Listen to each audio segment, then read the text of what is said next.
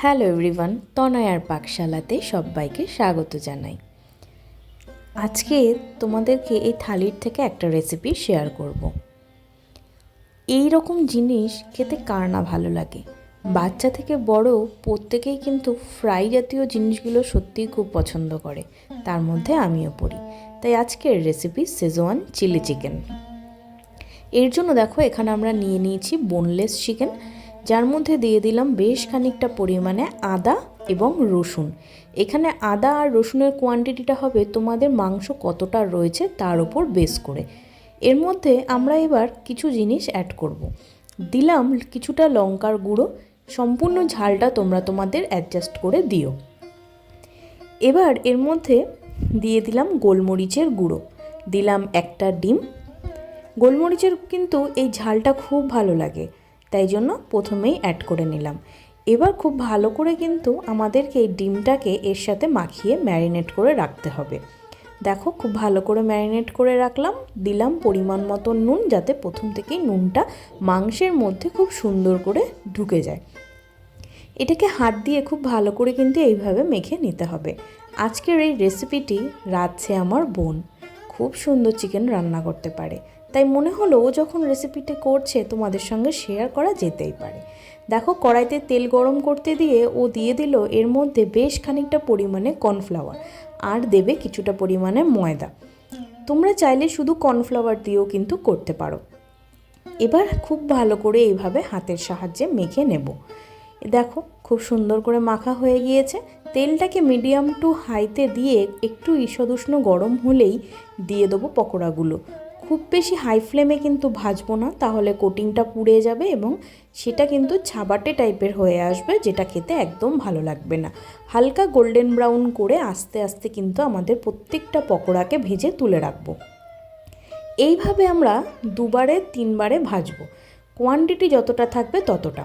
যারা first time চ্যানেলটা visit করছো তাদের কাছে অনুরোধ রইল চ্যানেলটা সাবস্ক্রাইব করো, পাশে থাকা বেল আইকনটি প্রেস করো, যাতে নতুন নোটিফিকেশান তোমাদের কাছে চলে আসে। দেখো এখানে রেখে দিয়েছি আমরা শেজওয়ান সস, আর এখানে আমরা সেই তেল থেকেই দিয়ে দিলাম কিছুটা পরিমাণে রসুন কুচি। আর প্রথমেই তোমাদের দেখিয়েছিলাম বাটির মধ্যে কিন্তু আমরা কর্নফ্লাওয়ার গুলে রেখেছি। এবার খুব ভালো করে একটু চড়বড় করে উঠলে ওর মধ্যে দিয়ে দেবো এইভাবে কেটে রাখা পেঁয়াজ। এখানে আমরা পেঁয়াজটাকে 4 টুকরো করে কেটে নিয়েছি এবং তার থেকে একটা একটা করে রিমুভ করে নিয়েছি।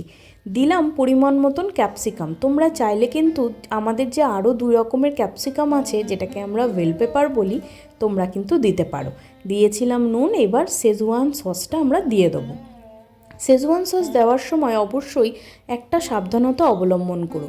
যদি কোনো বাচ্চারা খেয়ে থাকে তাহলে পরিমাণে একটু অল্প দিও, কারণ এটা কিন্তু বেশ ঝালঝাল হয়ে থাকে। এর মধ্যে আমরা কিন্তু এক্সট্রা কোনো সস ইউজ করছি না। দেখো এবার এটাকে খুব ভালো করে কিন্তু এইভাবে একটু টস করে নিতে হবে।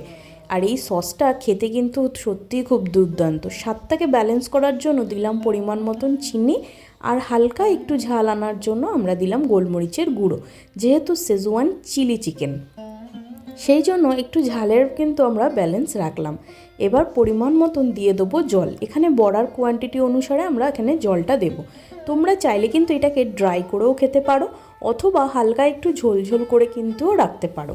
দেখো খুব সুন্দর করে কিন্তু এইভাবে জল দিয়ে ভালো করে কিন্তু মশলাটাকে নাড়িয়ে নেব। ঢাকা চাপা দিয়ে যখন খুব সুন্দর একটা বলক উঠে আসবে, তখন সেই ভেজে রাখা চিলি চিকেনের যে চিকেনগুলো ছিল সেগুলোকে এর মধ্যে একটা একটা করে কিন্তু আমরা দিয়ে দেবো। দিয়ে সম্পূর্ণটা দিয়ে খুব ভালো করে উল্টে দিল। এবার আবারও কিন্তু ঢাকা চাপা দিয়ে 10 মিনিট মতন অপেক্ষা করলেই আমাদের এই চিলি চিকেন কিন্তু একদম রেডি। এটা কিন্তু রুটি, লুচি, পরোটা, ফ্রাইড রাইসের সঙ্গে খুব ভালো লাগে খেতে। দেখুন কত সুন্দর থকথকে হয়ে গিয়েছে না? চলুন এবার এটাকে আরেকটু কিন্তু টাইট করার জন্য সেই যে কর্নফ্লাওয়ারটা গুলে রেখেছিলাম ঠান্ডা জলে, সেটাকে নাড়িয়ে দিয়ে দেবো ওর মধ্যে।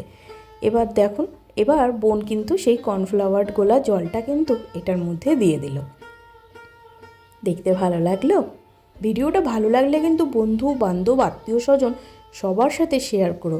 শেজওয়ান চিলি চিকেন একটু অন্যরকম স্বাদ হয়, খেতে কিন্তু ভীষণ ভালো লাগে। নর্মাল চিলি চিকেনের থেকে একটু ডিফারেন্স।